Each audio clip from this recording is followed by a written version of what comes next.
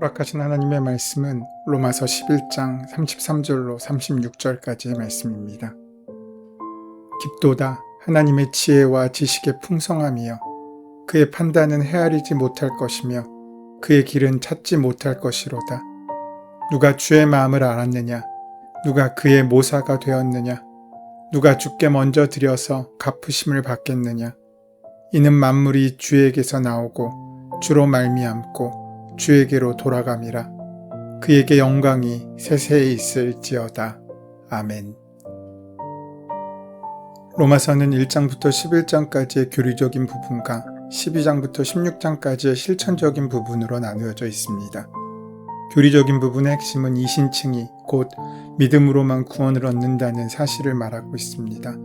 그리고 실천 부분인 12장부터는 어떻게 믿음으로 구원받는 이가 살아야 될지에 대한 삶에 대한 이야기를 하고 있습니다. 지금까지 바울 사도는 로마서를 통하여 1장부터 8장까지 다른 방법이 아닌 오직 믿음으로 의롭게 되고 오직 믿음으로만 구원을 얻는다는 사실을 증거했고 9장부터 11장까지 말씀을 통해서 이 땅에 메시아로 오신 예수 그리스도를 받아들이지 않는 이스라엘에 대한 바울 사도의 안타까움과 이스라엘의 넘어짐으로 구원이 이방인들에게까지 이르렀음과 결국에는 하나님의 구원 섭리 가운데 이스라엘 역시 돌아오게 될 것에 대한 구원의 큰 틀인 하나님의 경륜이 있음을 증거하고 있음을 우리는 보았습니다. 그러면서 이제 11장 마지막 부분인 오늘 본문에 이르러서 바울 사도는 감격하고 있습니다. 11장 33절에서 36절의 말씀은 로마서 전반부에 또 로마서 전체의 절정에 해당된다고 할 수 있습니다. 오늘 본문은 이러한 교리적 부분의 마지막으로 교리와 신앙 고백의 클라이막스입니다. 극적인 신앙 간증이라고 볼 수 있습니다. 이것은 시적으로 표현됩니다.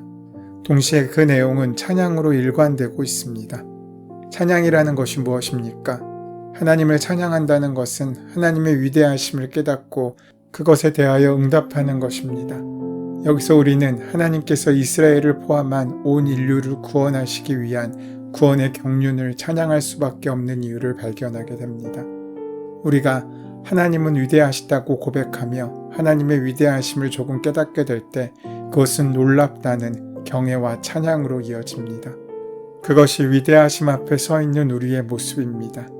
인간은 사실 아무것도 아닙니다. 초라하기 그지없는 아주 미련한 존재임, 아주 하찮은 존재임을 절대자 앞에 서게 될 때 우리는 비로소 무릎 꿇고 고백할 수 있게 됩니다. 그래서 그 미련함을 간증합니다. 또 하나는 이 보잘것없는 인간이 하나님의 크신 역사, 위대하신 역사 앞에 압도되면서 하나님의 사역에 헌신하게 됩니다. 그 하나님에게 부탁하고 하나님께 의존하고 하나님께 헌신하는 그런 믿음, 그것이 찬양으로 이어지게 되는 것입니다. 사랑하는 여러분, 믿음과 깨달음을 대조해 보시기 바랍니다. 믿음이라는 것은 위대한 것입니다. 큰 것입니다. 그러나 믿는다에 대하여 우리가 깨닫는 것은 아주 작은 것입니다. 우리가 믿는다는 그것에 비해 우리가 알 수 있는 것은 지극히 작습니다. 부모님과 자녀의 관계를 생각해 보십시오. 어린아이들이 부모를 안다고 합니다. 부모에 대한 은혜는 정말 바다 같고 상가 같고 너무나 크고 놀라운 것입니다. 그렇다면 정말로 아이들은 자신들을 향한 부모님의 사랑을 알고 있습니까? 우리 눈앞에 있는 부모님 하나를 아는 것, 이것도 만만치 않은 일입니다. 여러분, 부모님의 은혜를 어느 정도 알고 있다고 생각하십니까?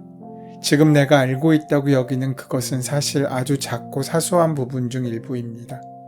그렇게 당연한 사랑의 세월이 지나 결혼을 하고 자녀를 낳고 부모가 되어가면서 그때서야 비로소 역시 부모님의 은혜는 이렇게 큰 것이었구나 라는 사실을 말할 수 있는 것입니다. 내가 교만하게 아버지의 사랑, 어머니의 사랑을 다 안다라고 여기는 순간 아버지의 은혜는 우리 삶 가운데 감사가 되지 않습니다. 이것은 하나님 앞에 서 있는 우리들에게도 마찬가지입니다.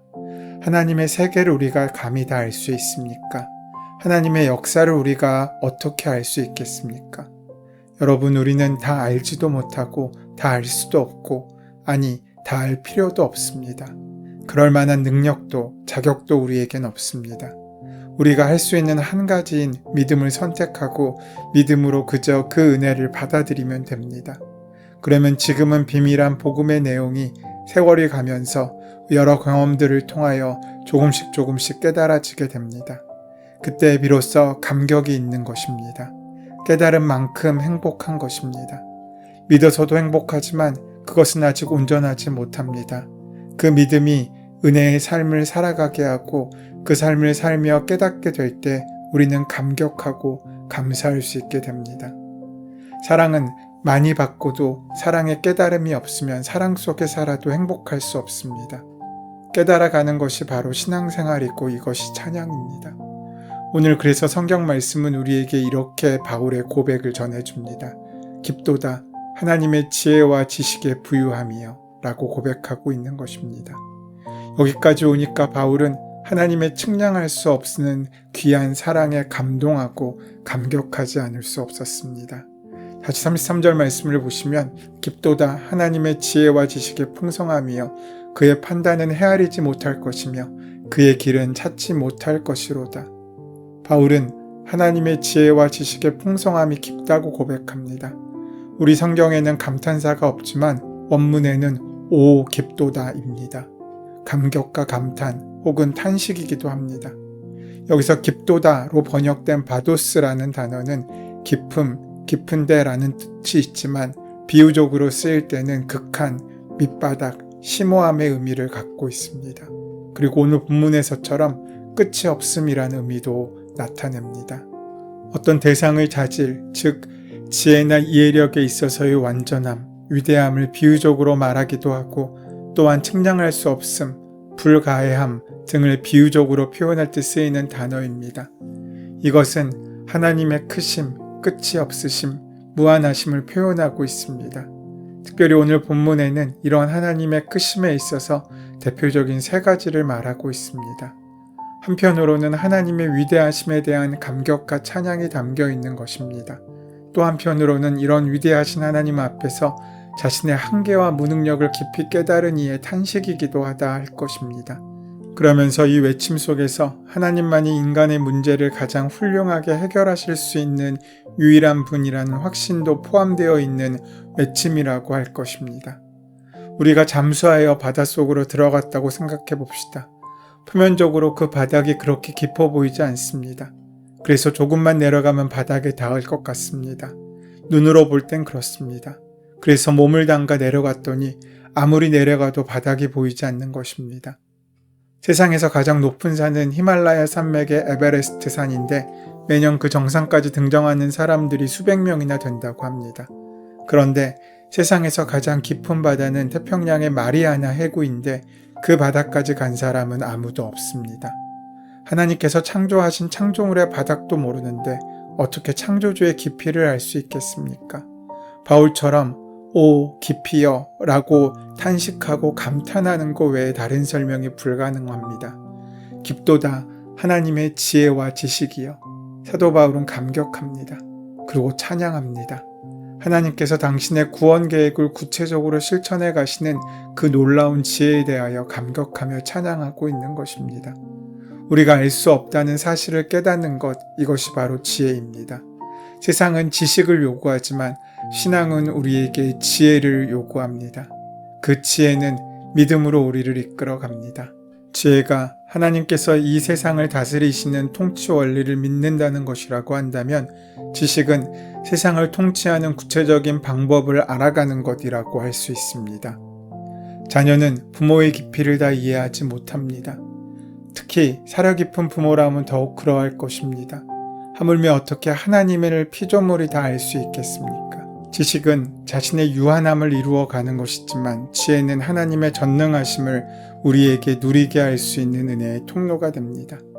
바울 사도의 마음을 아프게 했던 자신의 민족 이스라엘의 불순종에도 불구하고 그 불순종이 오히려 이방인을 구원하시기 위한 한 방법이었으며 결국에는 이스라엘 역시 당신께서 언약하신 대로 구원하실 것을 깨달은 후 그 하나님의 지혜에 감격하는 것입니다.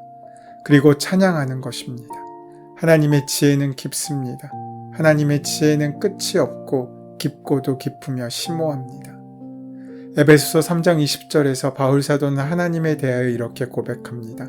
우리 가운데 역사하시는 능력대로 우리의 온갖 구하는 것이나 생각하는 것에 더 넘치도록 능히 하시리.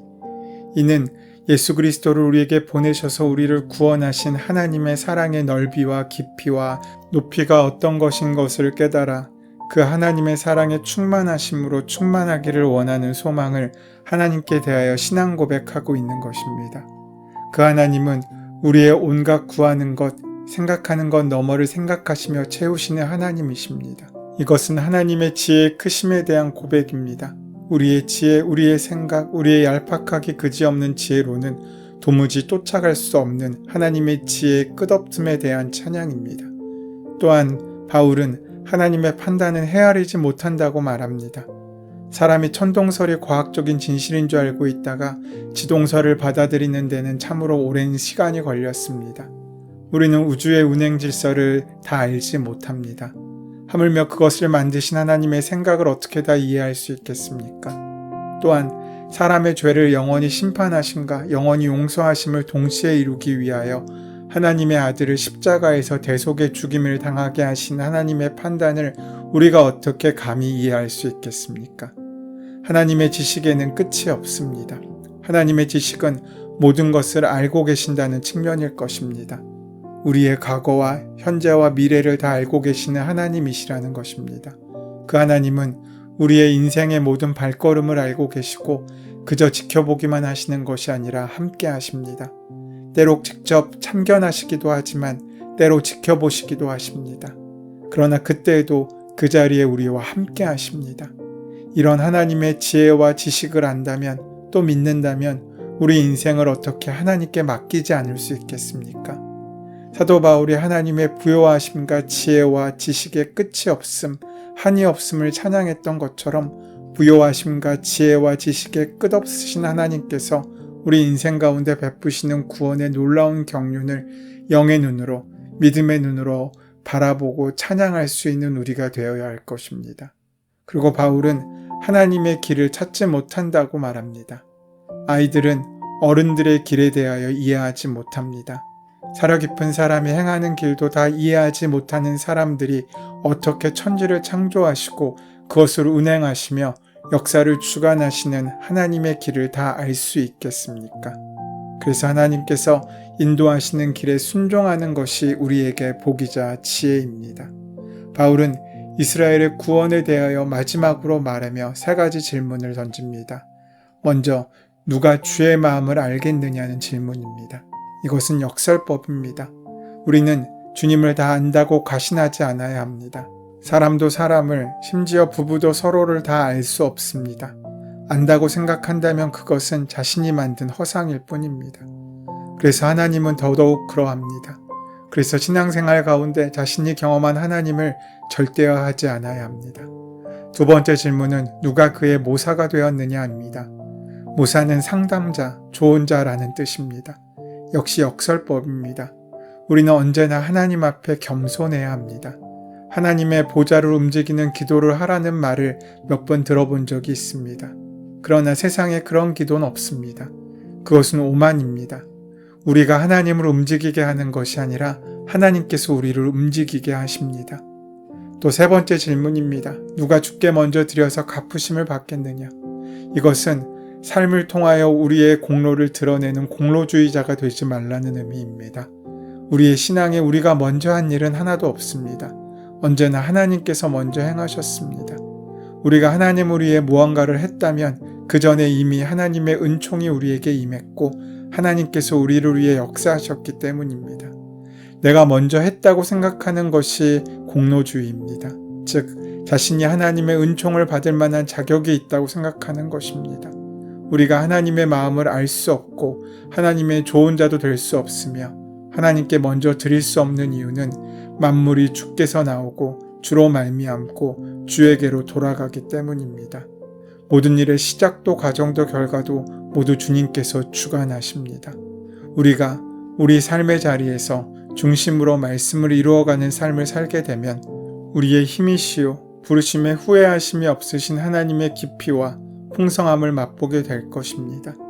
오늘 우리에게 허락된 이 은총을 다 만나고 누리시는 복된 하루, 복된 삶이 되시기를 소원하고 축원합니다. 은혜의 주님, 깊고 넓고 높은 주님의 사랑을 기억하며 주님을 따르는 믿음의 삶을 살 수 있도록 동행하시고 함께하여 주시옵소서. 그래서 하나님의 나라의 지경을 넓히는 사명을 온전히 감당할 수 있도록 능력 허락하여 주시옵소서. 예수님의 이름으로 기도드립니다. 아멘. 이제 오늘 이 아침 우리에게 허락하신 본문의 말씀이 오늘 나에게 주신 하나님의 말씀으로 만나지기 위하여 본문의 말씀을 깊이 묵상하시고 함께 기도하는 시간 가지도록 하겠습니다. 함께 기도합니다.